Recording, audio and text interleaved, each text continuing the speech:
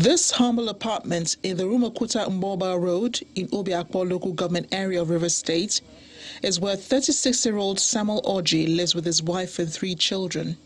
Just like any other average Nigerian, he's been striving to live happily with the proceeds from his meager job as a generator technician. That was until he was invited by a friend to try out a chance to better the lot of his family.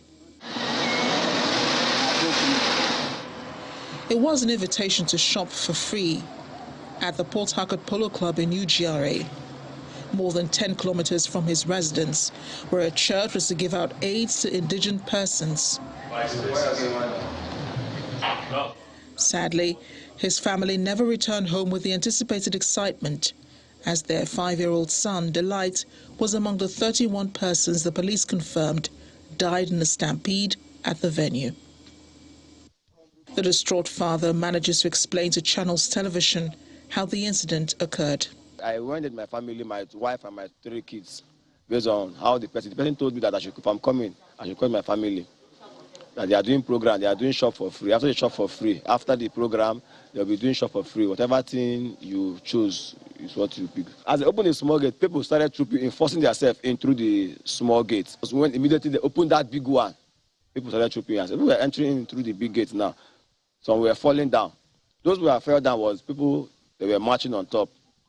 And unfortunately, my son was involved among them. Mr. Orji also gives an insight into his son's short life on earth. He's in nursery 2 now. He's in nursery school. In nursery 2. I just paid his school fees on Wednesday before this thing happened.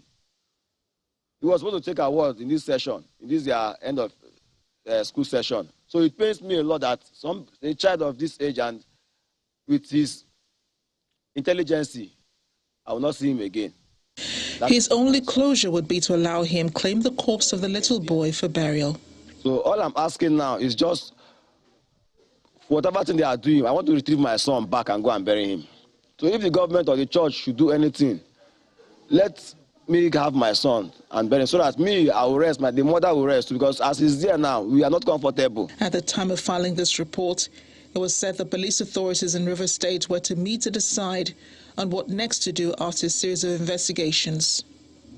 The Rivers State government equally promised to set up an investigative panel, but nothing has been heard about that. Meanwhile, the church in the eye of the storm, that is, the King's Assembly, has released a statement saying its medical team is working with volunteers and the military hospital in Port Harcourt to provide emergency medical services to those affected.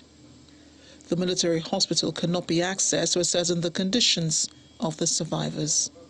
Delight may not have lived long, but the mark he left in the life of his parents will last a lifetime.